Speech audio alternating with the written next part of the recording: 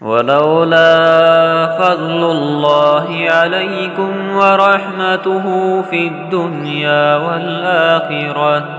لمسكم فيما أفضتم فيه عذاب عظيم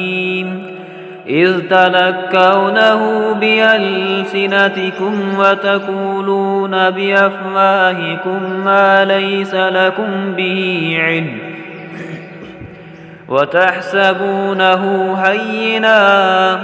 وهو عند الله عظيم ولولا إذ سمعتموه قلتم ما يكون لنا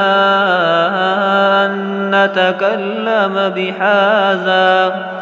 سبحانك هذا بهتان عظيم يعظكم الله أن تعودوا لمثله أبدا إن كنتم مؤمنين